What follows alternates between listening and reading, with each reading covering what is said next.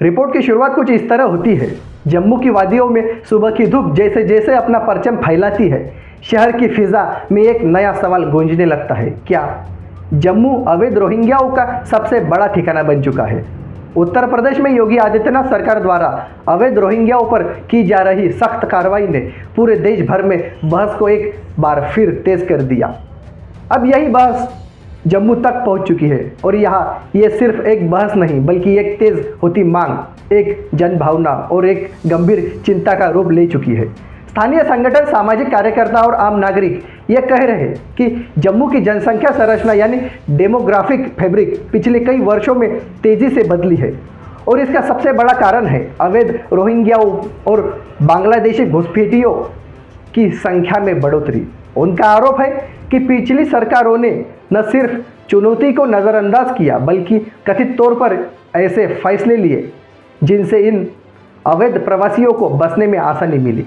आज की इस रिपोर्ट में हम समझेंगे जम्मू में यह पूरा मुद्दा कैसे शुरू हुआ, स्थानीय लोगों की चिंताएं क्या है, प्रशासन ने अब तक क्या कदम उठाए और लोग अब यूपी जैसा मॉडल की मांग क्यों कर रहे हैं। वीडियो शुरू करने से पहले आपसे एक छोटी सी रिक्वेस्ट है, चैनल को सब्सक्राइब करें ताकि हमारी हर अपडेट सीधे आप तक पहुंचे। यह आवाज़ कोई नई बात नहीं है। जम्मू में रोहिंग्याओं का मुद्दा लगभग एक दशक से उठता रहा है, लेकिन पिछले कुछ वर्षों में ये और भी गंभीर हो गया है। स्थानीय संगठनों का कहना है कि जम्मू में अवैध रूप से रह रहे रोहिंग्याओं की संख्या लगातार बढ़ती है। कई जगहों पर उन्होंने अस्थायी और स्थायी ठिकाने बना लिए। इन बसावटों ने स्थानीय लोगों के मन में सुरक्षा, बेरोजगारी और जनसंख्या संतुलन को लेकर चिंताएं बढ़ाई। उत्तर प्रदेश में चल रही सख्त कार्रवाई ने जम्मू को आईना दिखा दिया।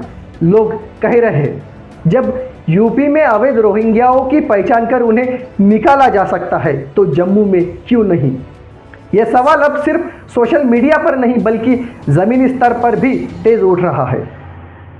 जम्मू के कई नागरिक संगठनों ने आरोप लगाया है कि पिछली सरकारों के समय बड़ी संख्या में रोहिंग्याओं को बसाया गया। उनका कहना है कि यह बसावट किसी मानवीय संकट के तहत नहीं बल्कि डेमोग्राफिक स्ट्रक्चर बदलने की एक योजना के तहत की गई। वे कहते हैं, रोहिंग्याओं को जम्मू में ही क्यों बसाया गया? क्यों उन्हें बिजली, पानी, किराए के घर जैसी सुविधाएं उपलब्ध कराई गई? क्या ये जनसंख्या संतुलन को बदलने की कोशिश थी? स्थानीय लोगों का तर्क है कि जम्मू एक संवेदनशील सीमावर्ती क्षेत्र है। ऐसे क्षेत्र में बाहरी और अवैध आबादी का बढ़ना सुरक्षा की दृष्टि से बेहद खतरनाक है। रोजगार, जमीन और संसाधनों पर दबाव। जम्मू के मूल निवासी बार बार कहते हैं कि अवैध बसावट ने स्थानीय रोजगार पर असर डाला है। सस्ते मजदूरों के कारण स्थानीय युवाओं के अवसर कम हुए हैं। कई जगहों पर जमीनों पर अवैध कब्जे और झुग्गियां बढ़ती गई। संसाधनों जैसे पानी, बिजली, स्वास्थ्य सुविधाओं पर अतिरिक्त बोझ पड़ गया है। कुछ नागरिकों के शब्दों में हमारे बच्चों के अधिकार पर सीधा असर हो गया है। हमारा रोजगार, हमारी ज़मीनें और हमारे संसाधन खतरे में है। लोग ये भी कहते हैं कि बड़ी संख्या में एक अलग समुदाय के लोगों के बस जाने से क्षेत्र की सामाजिक और सांस्कृतिक संरचना में बदलाव आ गया है। सुरक्षा विशेषज्ञों का मानना है कि जम्मू कश्मीर पहले से ही एक संघर्षग्रस्त क्षेत्र है। घुसपैठ, आतंकी गतिविधियां और ड्रग तस्करी जैसे समस्याएं यहाँ लगातार बनती है। ऐसे में बिना दस्तावेजों के बड़ी आबादी का रहना गंभीर सुरक्षा का खतरा हो सकता है। कई मामलों में सुरक्षा एजेंसियों ने कुछ रोहिंग्या समूहों पर संदिग्ध गतिविधियों में शामिल होने के आरोप भी लगाए हैं। हालांकि हर रोहिंग्या अपराध में शामिल नहीं होता, लेकिन अवैध रूप से रहने वाली आबादी नियंत्रण से बाहर हो जाए तो उसका दुरुपयोग भी आसानी से हो सकता है। 2019 में धारा 370 हटने के बाद जम्मू कश्मीर प्रशासन ने केंद्र के निर्देशों के तहत कुछ कदम जरूर उठाए। कई रोहिंग्याओं की पहचान की गई। कुछ मामलों में हिरासत और कागजों की जांच हुई। डिटेंशन सेंटर भी बनाए। अवैध बांग्लादेशियों पर कुछ ऑपरेशन चलाए। लेकिन स्थानीय लोगों का कहना है यह कदम पर्याप्त नहीं है। कुछ कार्रवाई हुई लेकिन समस्या वही की वही। वे आरोप लगाते हैं कि अभी भी कई बस्तियां बिना पूर्ण दस्तावेजों के मौजूद है। कई लोग पहचान प्रक्रिया से बाहर है।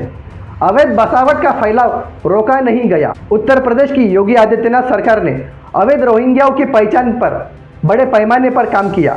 कई जिलों में विशेष अभियान चलाए, फर्जी दस्तावेज बनवाने वालों पर केस दर्ज किए, रोहिंग्याओं को डिटेंशन सेंटर भेजने और निष्कासन की प्रक्रिया तेज की, अवैध कॉलोनियों पर बुलडोजर कार्रवाई भी की। ये मॉडल काफ़ी अग्रेसिव माना जाता है। इसके नतीजे सामने आते ही जम्मू में लोग कहने लगे, अगर यूपी में ये हो सकता है तो जम्मू में क्यों नहीं।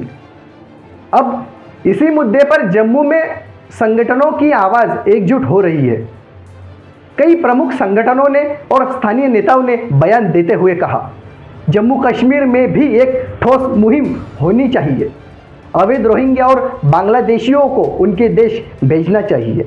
डेमोग्राफिक बदलाव पर तुरंत रोक लगे। पहचान और निष्कासन के लिए विशेष अभियान चले।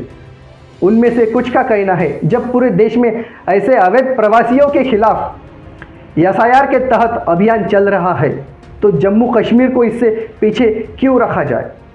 ये बयान इस बात का संकेत है कि स्थानीय लोगों में इस मुद्दे को लेकर गहरी बेचैनी मौजूद है।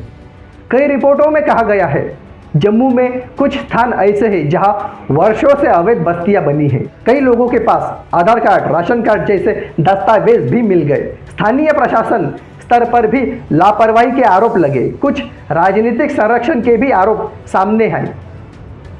लोग कहते हैं, अगर पहले ही कठोर कार्रवाई होती तो स्थिति इतनी बड़ी न बनती। स्थानीय लोगों को अब डर लगता है कि यह समस्या आने वाले वर्षों में और भी चुनौतीपूर्ण न बन जाए। जम्मू में होने वाली हर राजनीतिक चर्चा में अब ये मुद्दा शामिल हो चुका है। विश्लेषकों का मानना है कि ये आने वाले चुनावों में एक बड़ा मुद्दा बन सकता है। पार्टियां इस पर अपनी अपनी रणनीति बना रही है।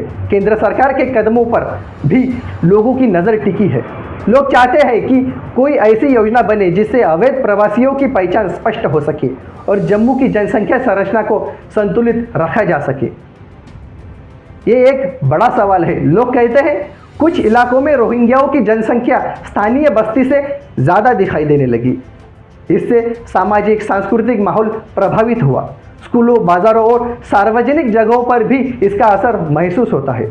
चाहे आंकड़े जो भी हो, लेकिन धारणा मजबूत हो चुकी है कि जम्मू के जनसांख्यिक संतुलन पर असर पड़ रहा है और लोकतंत्र में धारणा की राजनीति को दिशा देती है।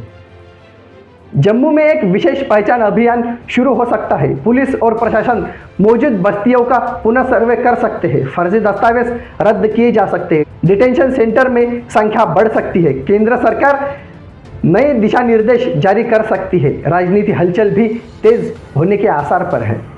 जैसे जैसे ये मुद्दा जम्मू में गरमाता जा रहा है, एक बात साफ दिख रही है, लोग बदलाव चाहते हैं, लोग कार्रवाई चाहते हैं और लोग स्पष्ट नीति चाहते हैं। जम्मू के नागरिकों का कहना है कि उनकी सुरक्षा, उनका भविष्य, उनके बच्चों का रोजगार किसी भी अवैध बसावट से प्रभावित नहीं होना चाहिए।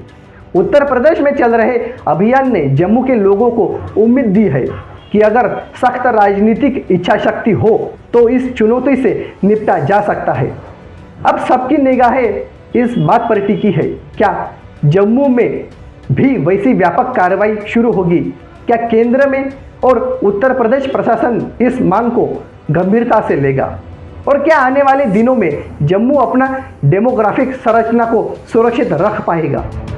क्योंकि आज ये सिर्फ एक प्रशासनिक मुद्दा नहीं, बल्कि सुरक्षा का सवाल है, संसाधनों का सवाल है और सबसे बढ़कर स्थानीय लोगों की पहचान का सवाल बन चुका है।